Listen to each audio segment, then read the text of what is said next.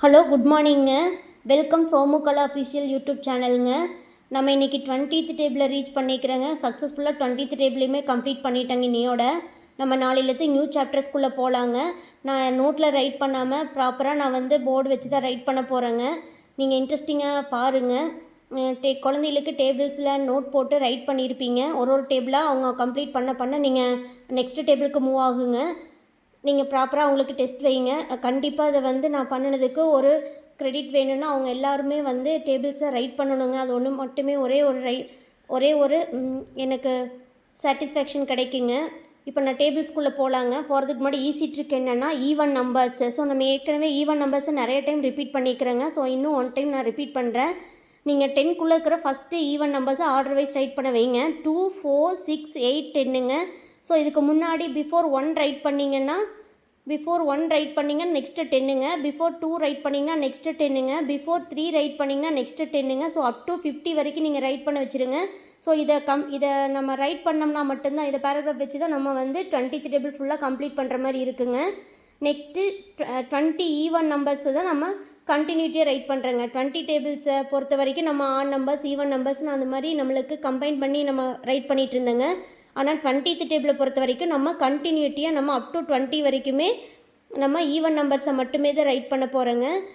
Continuity even நம்பர்ஸுங்க. So 2ல் start பண்ணிங்கன்னா அப் டு 20 எங்கே ஸ்டாப் ஆகுதோ அது வரைக்கும் நீங்கள் ஈவன் நம்பர்ஸை கண்டினியூட்டியாக ரைட் பண்ண போகிறீங்க. நெக்ஸ்ட்டுங்க, இப்போ 1 into any number equal to 1, any number into 1 equal to 1 அப்படின்னு சொல்லி நம்ம ஏற்கனவே நம்ம நிறைய டேபிள்ஸில் ரிப்பீட் பண்ணிக்கிறேங்க. இன்னொரு டைம் நம்ம எக்ஸாம்பிளோடு சொல்கிறேங்க. ஃபார் எக்ஸாம்பிள் இப்போ 1 இன்ட்டு 10 ஈக்குவல் டு 10ங்க. நெக்ஸ்ட்டு 100 இன்ட்டு 10 ஈக்குவல் டு என்னென்னா ஒரு 0 ஆட் ஆகிருக்குதுங்க. ஸோ எந்த ஒரு நம்பராக இருந்தாலும் நம்ம 1ஆல் மல்டிப்ளை பண்ணணும் அப்படின்னா நம்மளுக்கு என்ன ஆகுதுன்னா ஒரு 0 ஆட் ஆகுங்க. அதே வந்து இப்போ அதே தான் 100க்கு 1க்கு பதில் நீங்கள் 100க்குற மாதிரி நினச்சிக்கோங்க. 10ஆல் மல்டிப்ளை பண்ணும்போது நம்மளுக்கு ஒன்றுமே இல்லை, ஏற்கனவே இருக்கிற 0ஓட நம்மளுக்கு ஒரு 0 ஆட் ஆகுதுங்க. ஸோ அந்த மாதிரி ரைட் பண்ணுங்கள். அதே மாதிரி தான் இப்போ நம்ம செகண்ட் டேபிளை 20th டேபிளை பொறுத்த வரைக்குங்க 2 இன்ட்டு 10ங்கும்போது ஸோ நம்ம எந்த ஒரு நம்பராக இருந்தாலும் 10ஆல் மல்டிப்ளை பண்ணும்போது சேம் அந்த நம்பரை ரைட் பண்ணிவிட்டுங்க ஒரு 0 ஆட் பண்ணுவீங்க. அதே மாதிரி சில எக்ஸாம்பிள்ஸ் இருக்குது பாருங்கள். 20 இன்ட்டு 10ங்கும்போது ஸோ அந்த நம்பரை ரைட் பண்ணிவிட்டு ஒரு 0 ஆட் பண்ணுவீங்க. அதே 200 இன்ட்டு 10ங்கும்போது அந்த 200 ரைட் பண்ணிவிட்டு ஒரு 0 ஆட் பண்ணுவீங்க.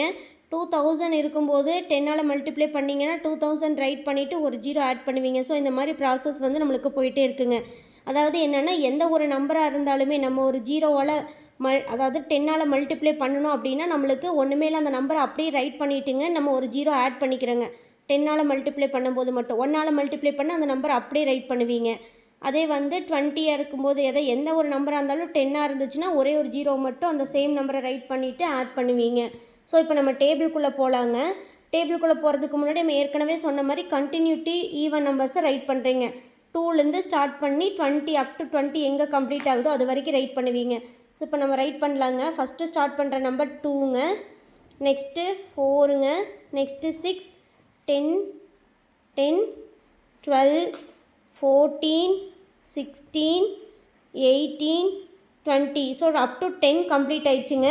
நெக்ஸ்ட்டு ஸ்டார்ட் பண்ணுறது 22, 24, 26, 28, 30, 32, 34, 36, 38, 40.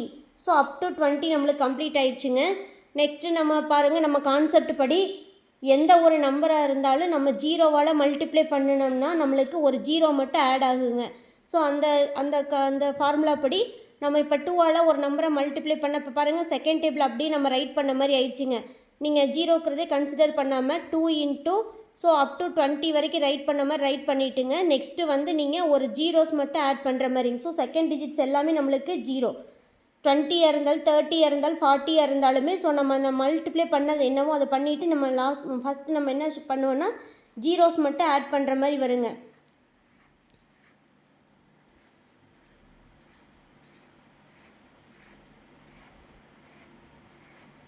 அப் டு 20 கம்ப்ளீட் ஆயிடுச்சுங்க நம்மளுக்கு. ஸோ எந்த ஒரு நம்பருமே வந்து நம்ம மல்டிப்ளை பண்ணணும்னா அந்த மல்டிப்ளேஷனை எழுதிட்டு லாஸ்ட்டில் 0 வந்துச்சுன்னா நம்மளோட ஆன்சர்லேயும் லாஸ்ட் நம்மளுக்கு 0 தான் வருங்க. ஒன்ஸ் பிளேஸ் இங்கே 0னா மல்டிப்ளை பண்ண வேண்டிய நம்பர் 0வாக இருந்துச்சு அப்படின்னா நம்மளுடைய ஆன்சர்லேயுமே ஒன்ஸ் பிளேஸ் கண்டிப்பாக நம்மளுக்கு 0வாக தான் இருக்குங்க. ஸோ அதை மட்டும் குழந்தைகளுக்கு ரிப்பீட் பண்ணுங்கள். அவங்களுக்கு நல்லா எக்ஸ்ப்ளனேஷன் கொடுங்க. டேபிள்ஸ்க்கு தனியாக நீங்கள் நோட் போட்டிருப்பீங்கன்னு நான் ஷுவராக நம்புகிறேன். நீங்கள் அந்த டேபிள்ஸில் வந்து ஒரு டேபிளாக குழந்தைய வந்து ப்ராப்பராக முடிச்சதுக்கு பின்னாடி நெக்ஸ்ட் டேபிளுக்கு மூவ் பண்ணுங்கள். குழந்தைக்கு ஒன்று தெரியல, அதனோட ரெஸ்பான்சிபிலிட்டி நம்ம தாங்க. நான் உங்களுக்கு புரியல அப்படின்னா 1க்கு 10 டைம்ஸ் ரிப்பீட் பண்ணுங்கள். கண்டிப்பாக அவங்களுக்கு மக்கப் ஆயிரும்.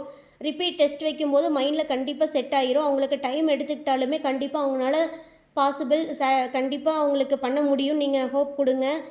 நீங்கள் ஹோப் கொடுக்கும்போது மட்டும்தான் அவங்களுக்கு அது கான்ஃபிடென்ட் வரும். அவங்களால அது அச்சீவ் பண்ண முடியும். ஸோ எந்த ஒரு இதாக இருந்தாலுமே நம்ம மட்டும்தான் அவங்களுக்கு பேக் போனால் நிற்க முடியும். வேறு எல்லாருமே கமெண்ட் மட்டும்தான் பண்ணுவாங்க. ஆனால் நம்ம மட்டும்தான் அதுக்கு சால்வ் பண்ண முடியும், சொல்யூஷன் கொடுக்க முடியும். ஸோ பேரண்ட்ஸ் நீங்கள் மட்டும்தான் அவங்களுக்கு அதாவது ஃபண்டமெண்டல் பேசிக் என்னமோ அதை கொடுத்துட்டாவே போதும். ஸோ அவங்க அடுத்தடுத்த ஸ்டேஜுக்கு மூவ் ஆகிட்டு இருப்பாங்க. ஸோ நீங்கள் டேபிள்ஸை கம்ப்ளீட் பண்ணதுக்கு பின்னாடி நம்ம ப்ராப்பராக நம்ம அடிஷன் போகலாமா அல்லது டேபிள்ஸ் பேஸ் பண்ணிக்கிற மல்டிப்ளிகேஷன்லேருந்து ஸ்டார்ட் பண்ணிக்கலாமாங்கிறது ஒரு கன்ஃபியூஸ்டாக இருக்குதுங்க. நீங்கள் சஜஷன் கொடுங்க.